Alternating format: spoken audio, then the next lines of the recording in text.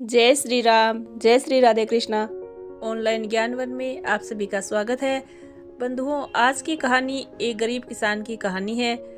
यह कहानी बड़ी शिक्षाप्रद है। मुझे पूरा विश्वास है कि आपको यह कहानी जरूर पसंद आएगी। बंधुओं, यह कहानी कर्मों के फल पर आधारित है।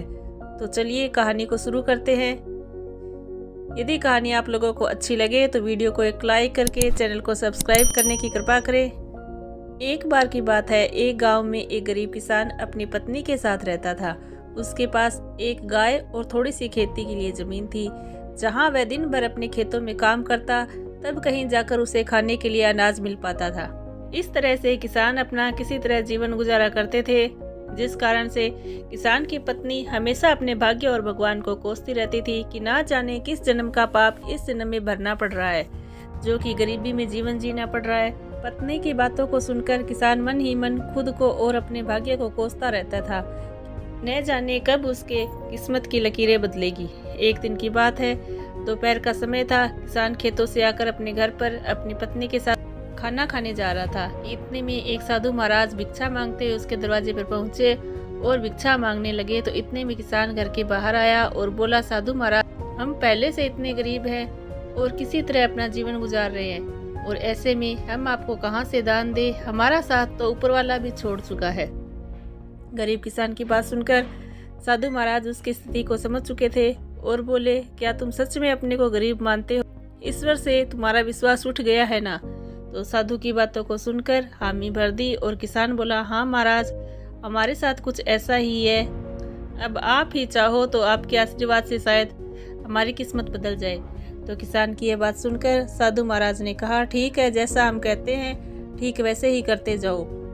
तो गरीब किसान बोला, क्या करना होगा हमें, जिससे हमारे अच्छे दिन आ जाए और हमारी गरीबी दूर हो जाए? तो साधु महाराज बोले, ठीक है, आज से वह काम करना पड़ेगा जिससे ईश्वर तुमसे प्रसन्न हो। सबसे पहले अपनी गाय को बेच दो और गाय के बदले मिले पैसों से अनाज खरीद कर ले आना। साधु की यह बात सुनकर किसान बहुत चक्का रह गया। उसके पास अपनी खेती की जमीन और एक यही गाय तो सहारा है, इसे भी बेच देगा तो फिर करेगा क्या? तो साधु से समझाते हुए बोले, अगर मेरे बताए हुए रास्ते पर चलने से तुम्हारा कुछ भी नुकसान होता है तो उसकी भरपाई मैं कर दूंगा। अब जो कहता हूँ वैसा करते जाओ। तो किसान फिर आधे अधूरे मन से डरते डरते अपनी गाय को बेच आया और उन मिले पैसों से खाने पीने का राशन ले आया। और फिर साधु के कहने पर किसान और उसकी पत्नी ने मिलकर भोजन तैयार किया, जिसके बाद वे राहगीर चलते हुए लोगों को बुलाने लगे और भगवान के प्रसाद के रूप में भोजन करने का आग्रह करने लगे। फिर जो भी उधर से गुजरता गरीब किसान उन्हें भरपेट भोजन कराते, जिससे राहगीर काफी खुश होते और उन्हें इस नए कार्य के लिए ढेर सारा आशीर्वाद और अपने इच्छा अनुसार धन भी देते, जिससे वे फिर से मिले इन पैसों से लोगों को भोजन कराए। इस तरह साधु महाराज के कहने पर यह रोज का सिलसिला चलने लगा। हर दिन गरीब किसान अब मिले पैसों से भोजन प्रबंध करते, जिससे राह चलते लोग प्रतिदिन उसके यहाँ भोजन करते और दान के रूप में किसान को कुछ ना कुछ धन जरूर दे जाते, जिससे गरीब किसान के दान की बात धीरे धीरे दूर दूर तक फैलने लगी थी। फिर धीरे धीरे बड़े नगरों के सेठ, साहूकार, व्यापारी, राज दरबारी, जो कोई भी उस गांव से गुजरता उस किसान के यहाँ ही भोजन करता और बदले में किसान को इस महान कार्य के लिए ढेर सारा धन भी दे जाते थे, जिससे धीरे धीरे गरीब किसान मिले पैसों से अमीर होने लगा और अब एक गाय के बदले कई ढेर सारी गाय खरीद लाए और अपने भोजन कार्य को भी बढ़ाने लगे। अब किसान मन ही मन खुश होने लगा था।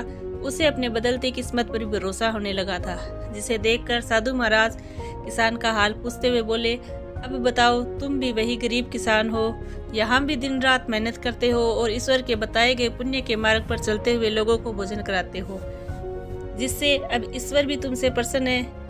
पहले जहाँ खुद के लिए मेहनत करते थे, खुद के लिए ही सोचते थे, लेकिन अब दूसरों के भलाई के बारे में सोचने लगे हो, तो ईश्वर भी अब तुम्हारा इस नेक कार्य में साथ देते हैं। यानी हम सभी ईश्वर को कोसते तो जरूर है, लेकिन ईश्वर के बताए मार्ग पर चल नहीं सकते।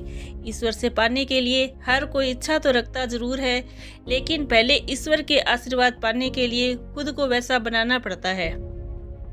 यानी हम जैसा करते हैं, हमारे कर्मों के अनुसार ही हमारे भाग्य का निर्धारण होता है। साधु की यह बात को सुनकर किसान को अब समझ में आ गया था। अगर सच में जीवन में अमीर बनना है तो सबसे पहले हमें अपनी सोच बदलनी होगी।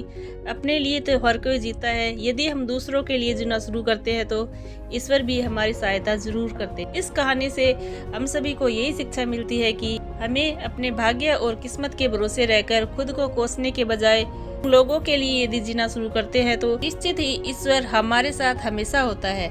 और ऐसा हम तभी कर सकते हैं जब हम अपनी सोच से बाहर निकल दूसरे के लिए जीना शुरू करते हैं। इस तरह यदि हमें भी अपने जीवन में आगे बढ़ना है तो अपनी सोच बदलनी होगी और खुद के बजाय अपने लोगों, अपने देश के बारे में सोचना चाहिए। तभी हम जीवन जीने का सही महत्व जान पाएंगे और दूसरों के लिए उदाहरण बन पाएंगे। अगर ये छोटी सी कहानी पसंद आई हो तो वीडियो को लाइक और चैनल को सब्सक्राइब जरूर करिए। जय श्री राम, जय श्री राधे कृष्णा।